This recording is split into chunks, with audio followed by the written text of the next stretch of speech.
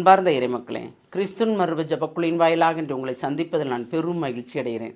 மக்களே, சந்தோஷமாக இருக்கீங்களா? நிறைவாக இருக்கீங்களா? மகிழ்ச்சியாக இருக்கீங்களா? மன அமைதியாக இருக்கீங்களா? யாராவது உங்களை இப்படி கேட்டிருக்காங்களா? ஆனால் இறைவன் உங்களை விசாரிக்கிறார். நாளுதோறும் இறை வார்த்தையின் மூலம் விசாரிக்கிறார். இந்த மாதம் முழுவதுக்கும் நன்மை செய்தார் அல்லவா? ஏன்னா மாதத்தின் கடைசி நாளில் நிற்கிறோம் நாம், இல்லையா? இந்த மாதம் முழுமைக்கு அவர் செய்த நன்மைக்கு நாம் நன்றி சொல்லியிருக்கிறோமா? அப்போ நாம் பெயர் பெற்றவர்கள் தான். ஏனென்றால் ஒவ்வொரு நொடிப்பொழுதும் நாம் நன்மை செய்யும்போது, அவர் நன்மை செய்யும்போது நாம் நன்றி சொல்லும் என்றால் அதில் அவர் அதிக சந்தோஷப்படுவார். என் மகன் என்னை குறித்து சந்தோஷப்படுகிறான், நன்றி சொல்லுகிறான், நான் செய்தது ஒவ்வொன்றுக்கும் என்று அவர் சந்தோஷப்படுவார். இன்று அவர் நமக்கு என்ன இறைவார்த்தை தருகிறார் பார்ப்போமா? சாலமோனின் ஞான நூல் அதிகாரம் 8 இறைவார்த்தை 5-7 முடிய. வாழ்வில் விரும்பத்தக்க உடைமையாக செல்வம் விளங்குமாயின் அனைத்தையும் ஆக்கும் ஞானத்தை விட சிறந்த செல்வம் எது? அறிவுத்திறன் ஆற்றல் மிக்கது என்றால் ஞானத்தை விட இருப்பவற்றை உருவாக்கும் கலைஞன் வேறு யார்? ஒருவர் நீதியின் மேல் அன்புகிறாரோ ஞானத்தின் உழைப்பவரிடம் நற்பண்புகளால் மிளிரும். ஏனெனில் தன்னடக்கம், விவேகம், நீதி, துணிவு ஆகியவற்றை ஞானம் கற்பிக்கின்றது. இவற்றை தவிர வாழ்வில் மனிதருக்கு பயனுள்ளது வேறு ஒன்றுமில்லை. Praise the Lord. ஏனென்றால் ஞானத்தால் கிடைக்கும் தன்னடக்கமும் விவேகமும் நீதியும் துணிவும், இதை தவிர மனிதனுக்கு வேறு ஒன்றுமே வேண்டாங்க.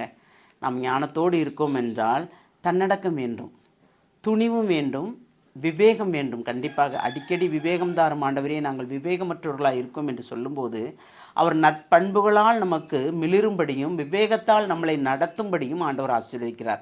இறை வார்த்தையை தான் அனைத்தையும் கொடுக்கிறது. எல்லாமே இந்த நூல்கள் அனைத்துமே. என்றால் நீங்கள் ஒவ்வொரு நொடிப்பொழுதும் நீங்கள் அதை வாசித்து பார்க்கும்போது உங்களுக்கு நேரம் கிடைக்கும்போது 24 மணி நேரம் கொடுத்துருக்கிறாரு. நம்ம ஓடி உழைக்கிறோம், வீட்டுக்காக வேலை செய்கிறோம். ஆனால் இறைவனுக்காக ஒரு மணி நேரம் ஒதுக்க நம்மளால் முடியவில்லை, இல்லையா? அந்த 1 மணி நேரம் அரை மணி நேரமாக இருந்தால் கூட இறை வார்த்தை வாசித்து அவரோடு ஒன்றித்திருந்தோம் என்றால் நம் வாழ்க்கையை நிறைவாக இருக்குமே. எதை தேவை என்று கேட்கிறோமோ அதை பெற்றுக்கொள்வோமே. அப்போ அந்த ஞானத்தால் தான் நாம் எல்லாமே, ஞானத்தை போல் செல்வம் வேறு செல்வமே இல்லைன்னு இறைவார்த்தை சொல்லுது. அதான உண்மை.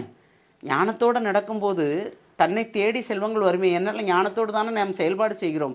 ஒரு தொழிலை ஆரம்பிக்கிறோம், பல பேருக்கு வேலை வாய்ப்பு கொடுக்கிறோம், இல்லையா? எந்த காரியம் எடுத்தாலும் ஞானத்தோடும் விவேகத்தோடும் செய்கின்ற செயல்கள் அனைத்தும் நிறைவுபடும். அப்போ அந்த நிறைவை தருபவர் யார்? இறைவன். அந்த இறைவனை நாம் ஒவ்வொரு நாளும் நன்றியால் துதி பாடினோம் என்றால் எல்லாமே நமக்கு நிறைவாகவே நடக்கும்.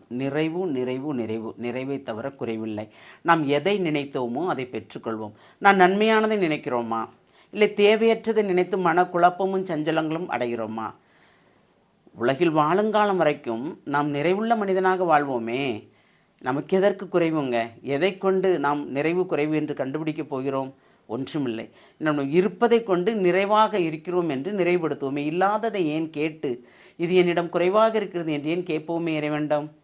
நமக்கு எது தேவையோ அதை தரவல்லவர் அவர், தருகின்றவரும் அவருமாய் இருக்கிறார். அதனால் நாம் அவரிடம் எதை கேட்டோம் என்பதை ஞானத்தோடும் விவேகத்தோடும் கேட்கும்போது அதை அவர் நமக்கு தருவார். அந்த வரத்தை கேட்போமா? வாழும் வள்ளலே இறைவா, ஆமாண்டவரே, இதுகால் வரைக்கும் நீர் எங்களை வழிநடத்தினீர். இந்த மாதம் முழுமைக்கும் எங்களை கண்ணுக்குள் வைத்து பாதுகாத்தீர் ஆண்டவரே. அதற்கு கொடான கொடி நன்றி ஆண்டவரே. இந்த நாளில் உமக்கு கொடான கொடி நன்றி சொல்ல வேண்டும். நாங்கள் ஒவ்வொருவரும் உமக்கு நன்றி சொல்ல ஒரு நாவு பத்தாத ஆண்டவரே, 1000 நாவு வேண்டும். ஆமாண்டவரே, ஏனென்றால் ஒவ்வொரு காரியமும் நீர் பார்த்து எங்களுக்கு செய்திருக்கிற ஆண்டவரே. எது தேவை என்பதை அறிந்து உடனுக்குடன் செய்து கொடுத்திருக்கிறேன் ஆண்டவரே. இந்த செய்து கொடுத்த அனைத்து காரியத்திற்கும் கொடான கொடி நன்றி கூறமாண்டவரே. இந்த மாதம் முழுமைக்கும் எங்களை நீர் கண்ணுக்குள் வைத்து பாதுகாத்தீரே, அதற்கு நன்றி கூறி எங்களை முழுமையாக உம்முடைய இரக்கத்துக்குள் ஒப்புக் கொடுக்கிறோம். ஜெபங்கேக்கும் நல்ல பிதாவே. ஆமேன், ஆமேன், ஆமேன்.